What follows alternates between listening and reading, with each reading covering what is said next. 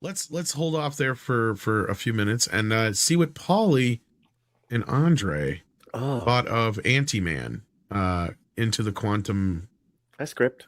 Hi, Chato. mix of mania of Um, stuff. Hi, culture. Hi, guys. Ant-Man and the Wasp Quantumania, although it really should have been called Ant-Man's Daughter Quantumania. Uh, Andre, well, please, I'd love to hear your thoughts.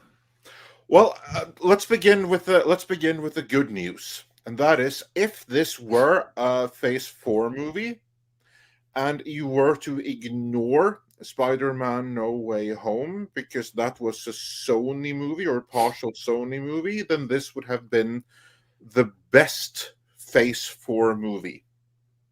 But Phase 4 wasn't very good. And this movie is also not very good. What I will give it points for is that it's not nearly as woke as other Marvel movies. I said not. I didn't say it wasn't, Paulie. I saw your face there. I didn't say it wasn't woke, only that it wasn't nearly as woke.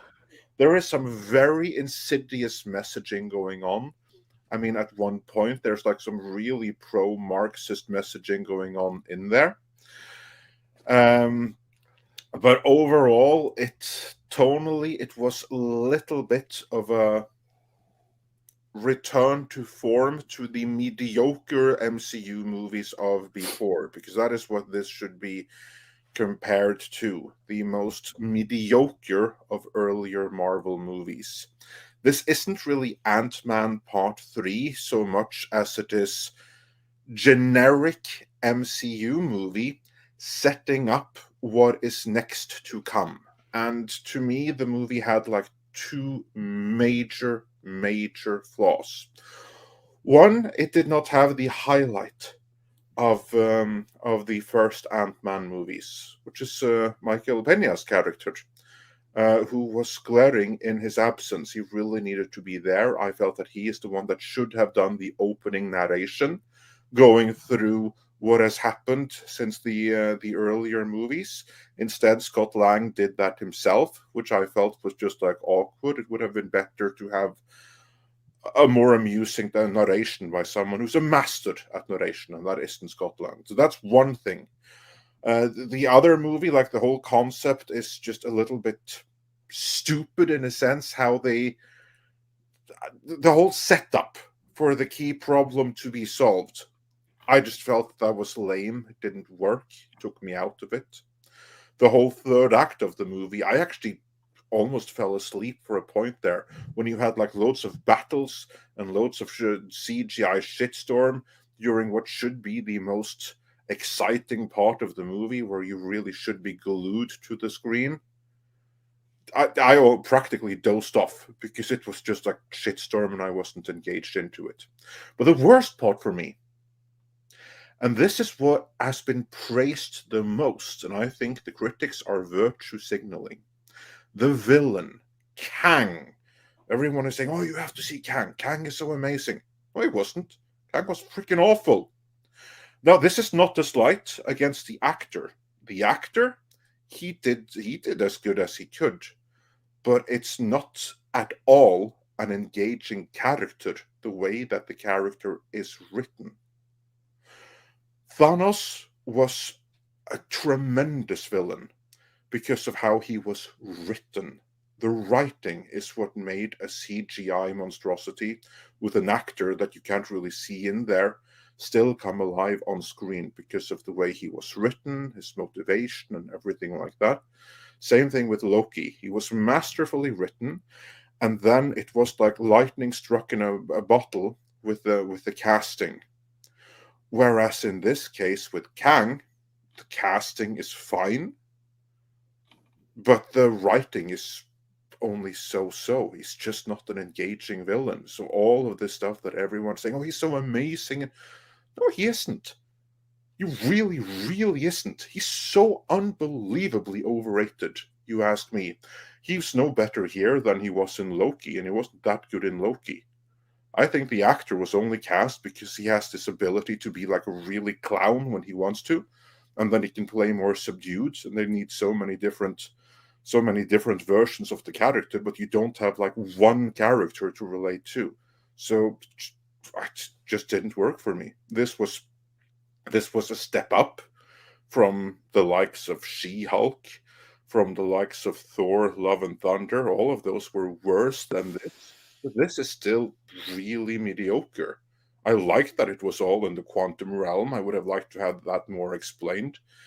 But I would put this at basically the same level as Ant-Man and the Wasp, which also wasn't very good at all. That's where I would put it. That's my very short review. So this is mostly harmless, but pretty forgettable. And giving that this is where we're supposed to be hyped, this is where like the main conflict for everything is going to be set up for Phase 5. This is a villain that I don't buy, that I'm not engaged in the slightest. It's my very short review, and I've rambled enough. Paulie, take it away. Well, I mean, Andre's on point, and he's actually being kind. Also, too, I don't know if I can. Are we getting into spoilers at all with this talk? We'll get into spoilers a little bit later on, but for right now, since we have almost 1,300 watching, everyone that like, so we're just going to discuss it in general terms without going into any specifics. I can do that right now. I can do that. So yeah, just in general terms, you obviously didn't like the movie. No, it is a monumental disaster of a film. This is supposed to be your re-energized, reinvigorated Phase 5 Marvel that you guys have been touting, you guys being Marvel, for the last 6 months. What a disaster of a film. It is forgettable. I was bored. I too nodded off for a second. And it was not because of the individual performances, because all the actors were actually very good. The actors are good. That's not the issue. Right. That is not the issue. It is the storytelling. And then there's this manufactured Marvel machine that spits out, rewrites, reshoots, and you can tell. And it was just, I was stunned. And it was a continuation of this Wakaka Forever, disjointed storytelling. And, I went in with absolutely no expectations, are very low, right? And my setup is, and I'm very honest, guys, I got a +1 on a media this past Monday night, which never happens. And they're probably going to be looking out for me next time that happens. I got to hang out with some buddies before. I was in the best mood, 7 p.m. showing. I'm ready. Entertain me. No Michael Pena, no Luis. And the thing is that we have two writers here, two prolific script writers here on this panel. Did you guys see the first Ant-Man? Yeah, I love the first Ant-Man. Mr. Chato? Oh, you're muted, but I see you nodded. The thing with Luis's comedy is that he told the story, he complimented and actually furthered the story along while being hilarious. Yes or no? Oh, yeah. He was also humble, too. That also made him endearing. Totally endearing. I just put up a poll today, guys. What's the best Latino character Marvel's put out, right? Luis or Namor? 90% Luis. Yeah, that's what I meant. Like, he's the one who's missing here. I mean, the movie would have been so much better if he had done the opening narration. That's a great idea. But, that's a great idea. But it goes back to the writing. No one could save this film. And the thing is, that thing is going back to that sense of humor and that made Ant-Man, the first one, so endearing. It's lost. Chato, script doctor, the jokes were stale at best, and they were bombarding you every time that there was some sort of like momentum, some like like connection of maybe a scene or two where you're like, oh, okay, like a minute, stop for bad jokes. Yeah, and you know whose fault that is? That's Bob Iger's fault. I would like you all to just think back to the video that we published exactly 3 weeks ago. For those that haven't seen it, afterwards, go and check out the video we did on Ant-Man 3 weeks ago, where we broke down how basically, and Script can also certify to this, that one of the first things that Bob Iger did when he came in was demand the last-minute reshoot to Ant-Man, because the movie was never a fun movie, and you can argue that that was an issue, but it was always going to be a serious, more somber movie, and Iger didn't like that. He felt that it needed that snappy Marvel humor between all the scenes, which completely ruined it tonally, because that's what those reshoots were about, adding shit jokes. And Andre, could you tell that there was a very dark, interesting storyline butchered by all the reshoots?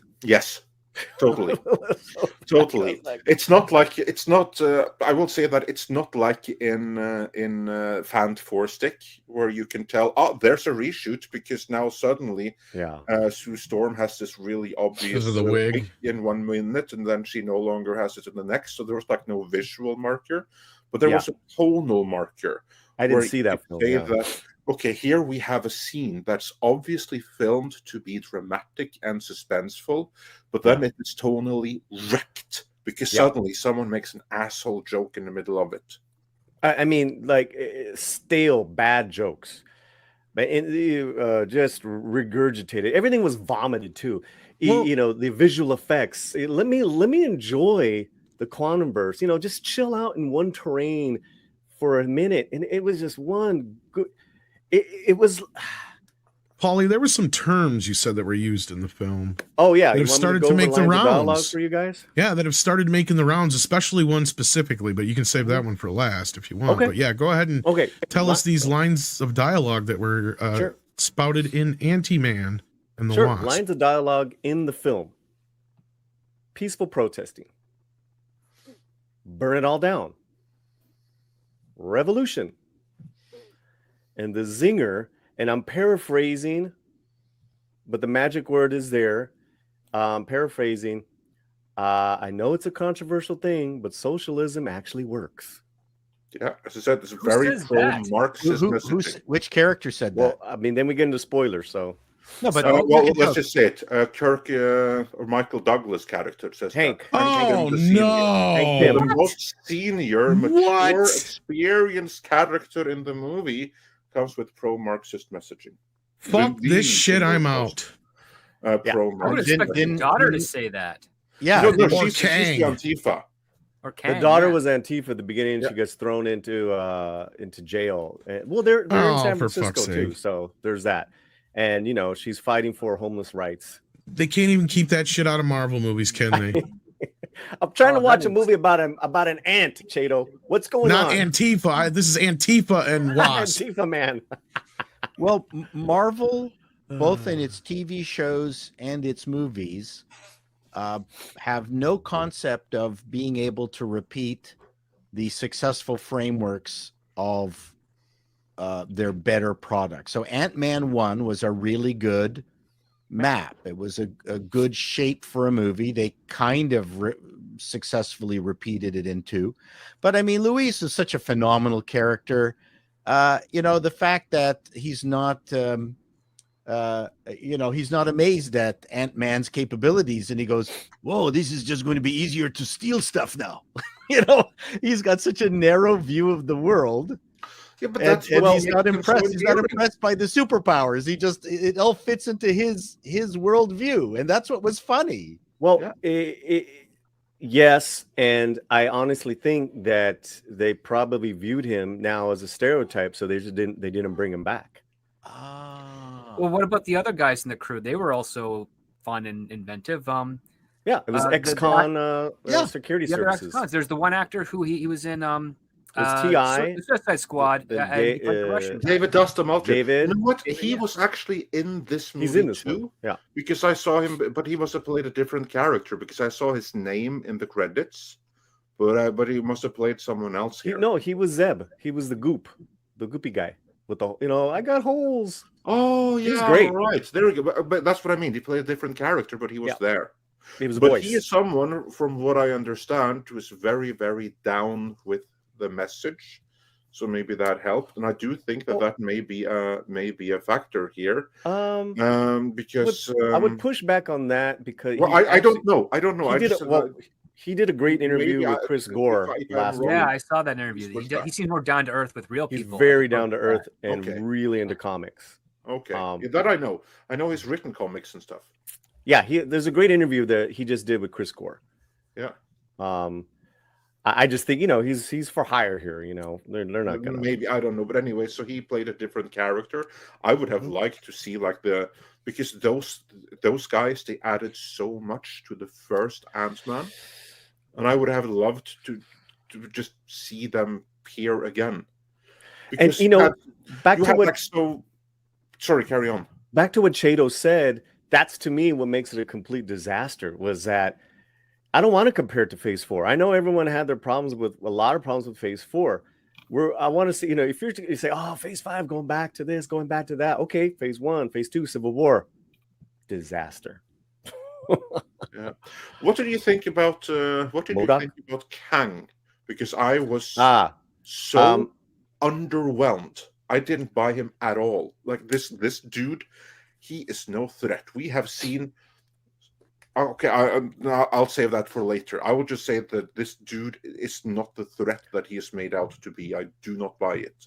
That's probably the only thing that I disagree with you a little bit. I was mesmerized and a little scared by him. But I see your point, because after that, the written material was just horrible for the That's actor. what I mean. It's not a slight against the actor. The actor, he did as well as anyone could. No one can shine in the role the way that it was written, but the way that it is written, I mean, he is instantly made a non-threat who is busy fighting against himself, and we are only told that he is so formidable because, well, basically his suit and his technology. Without that, he's nothing. Which was really strange because it was the simplest problem as far as like how to get out of there and just really just even what I didn't see was how was Ant-Man even a threat to Kang, and I guess they just made Kang really stupid. Yeah, but that's exactly my point. Like, we've seen him. I'm going to give a very, very mild spoiler now. We've seen him twice, and he gets beaten both times. Yeah. I like the post-credit. That to me was like the first one. The first or the second? The first. I like both of them. I like both of them.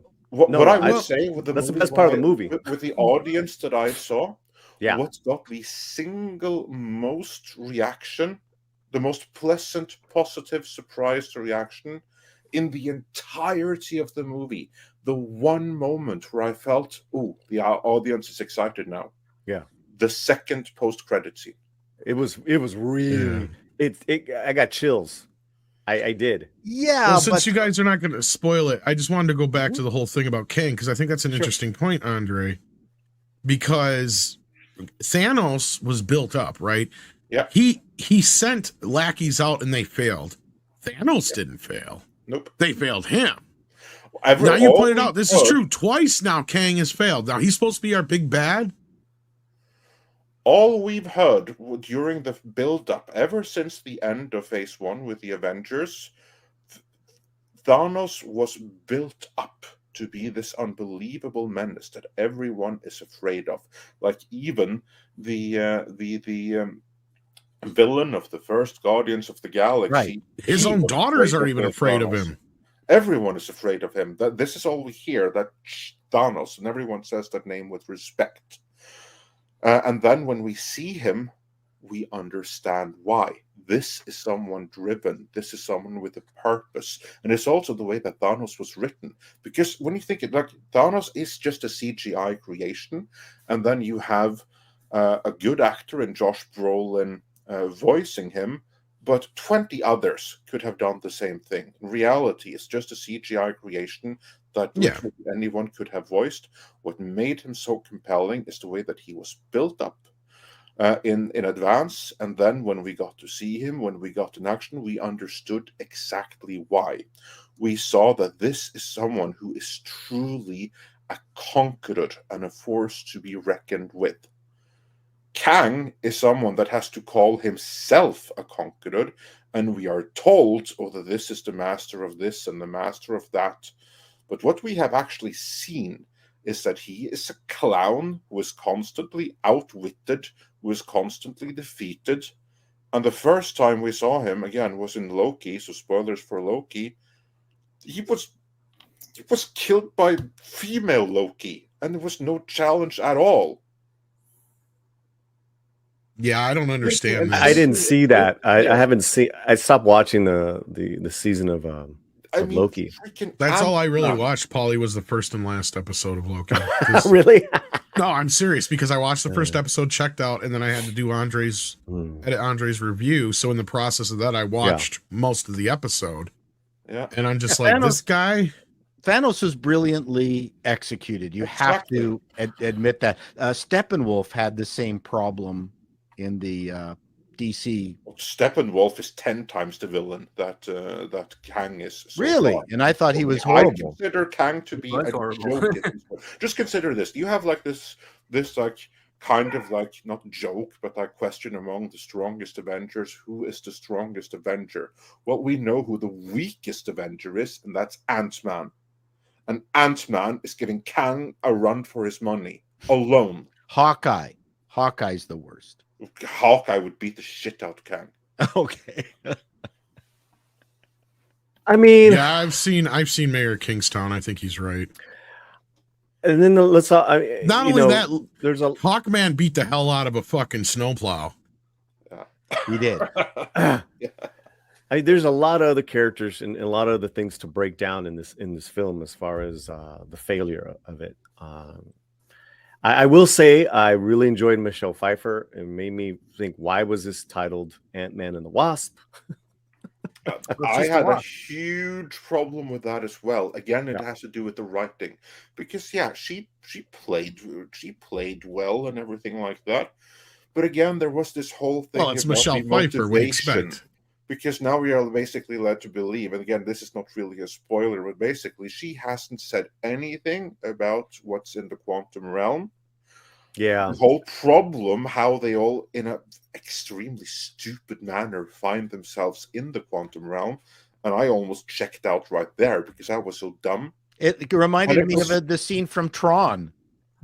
No, that made more sense. Yeah, none of this made sense. And that's they went. Oops, the dude in Tron, he at the very least had its back turned in his defense. Correct. But here, like this is like that, only more stupid. And Andre, what do you think of MODOK? He could have been so good. Why did they have to make him this character that we already knew? I mean, that was a waste of both the actor Corey Stoll, the character that should have been dead. Because why put two bad guys of that scale in one movie? Or combine them, because MODOK could have been a tremendous villain and a recurring, visually appealing, interesting one, and they just blew it. MODOK should have his own movie. I think MODOK was done worse than Kang. MODOK should have been a villain of his own movie. Yeah. Henchman. Well, MODOK is another symptom of the problems the Marvel Universe has. I don't know if you guys remember me griping about this, and when I said, why can't anybody just be their own person? Now MODOK is the villain from the first movie. Why isn't he just... Why wasn't that just the other Yellow Jacket? Yeah. Yeah, what the hell? Like, you got a Captain America who used to be Falcon now. It's like, why does everybody have to be somebody else? Why can't MODOK just be freaking MODOK? What's wrong with that? Like, I mean, he's one of the few characters I do like out of the villains. Because look, I'll be honest with you guys. Marvel does not have the best villain roster. Okay. Spider-Man is the only one who has memorable villains outside of the X-Men. And a lot of the X-Men villains are kind of anti-villains, right? Because they have like two sides to them most of the time. And in this case, you have MODOK, who is actually a villain I know, who some people actually do know of. I love. You could MODOK. Have some fun with. Exactly. Awesome. And so what do? Is they make him a character who was a character in the first film and probably waste him in this movie like they do other people I've heard. Completely.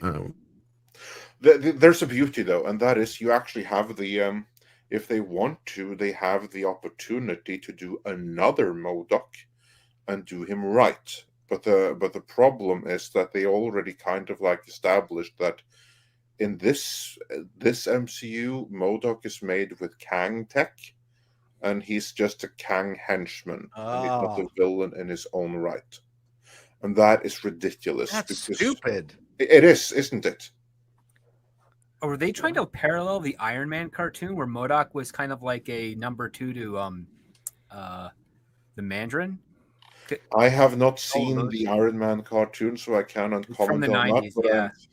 But I would say maybe. But if MODOK was a number 2 to the Mandarin, then he's more fearful, because here he's just another enforcer.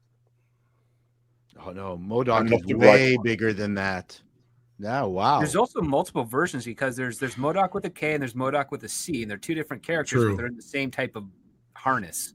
As far as I understand, the character started as MODOK with a C. He started with a C. He started out as a mental organism designed only for computing. Yeah, and then after he was transformed from like, so he's 3. Then he decided, screw this, I'm going to become the ruler of AIM, and that's when he became MODOK with a K. MODOK with a K for killing, and then he took over. Oh, and he Jesus became Christ! A megalomaniac. That's in the comics. I know, but yeah, they had to. Never mind. I just think that people of our age should not be discussing it. Look, and I know this is no secret that Bill Murray's in the movie, and from what I heard, he's barely in the fucking movie, right, Paulie? A blip in a sea of barf. Well, he's in it for 5 minutes, and he's good. He surprised me. I did not know he was there, so to me that was actually a surprise. I was like thinking, "Oh, who's this character?" It's like, "Oh, okay." And come on! To me, that was actually one of the highlights. Very really reveal, yeah. You know, I think I was just so disconnected by then, and it wasn't. It was kind of early in the film. I was like, "Oh, Bill Murray, okay." Yeah. Well, the whole Quantumania thing really is not Ant-Man's shtick. He's not a smart protagonist. That's a huge problem. And he's not a scientist. He lives by his wits. He's a regular dude who's got this power with the suit. So he needs to be solving real world problems with his lack of intellect. And he manages to sort of like barely figure things out. And he doesn't even know how the goddamn suit works. I mean, that's all part of the fun of Ant-Man. Yeah, he's a real electrical engineer. Right. He is not a scientist. He's not Tony Stark. And I thought this whole quantum thing just does not fit the Ant-Man modus operandi. Well, and so you make him a comedic foil in the last few films, right? So here I never bought it that he could actually, go against Kang. Right. Never for 1 second. It was some nice father-daughter moments, but yeah. So it wasn't. And to be clear, Paul, you're talking about Scott, right? Not Hank, because clearly Hank is an engineer and all that stuff. Scott Lang. Hank's the genius. And Scott's the electrical engineer. I was just clearing that up for the chat because the chat's like flying at Paul right now. I'm like, I think he's talking about Scott, obviously. Yeah, Scott. We're talking about Scott Lang, Paul Rudd's character. Yeah. Paul Rudd's character. No, because everybody's freaking out in the chat. They're like, Hank Pym is an engineer. It's like, he's talking about Scott. Yeah. Talking about Scott. Hank Pym is more than an engineer. He's a scientist. Yeah. He's all those things. But yes, Scott is not. The Pym particle man. Yeah. I mean, I don't know when we can talk, real spoilers. But let's try Ant-Man and the Wasp really take a back seat at times. Well, we should probably do some super chats before we get into spoilers, just in case some of those people.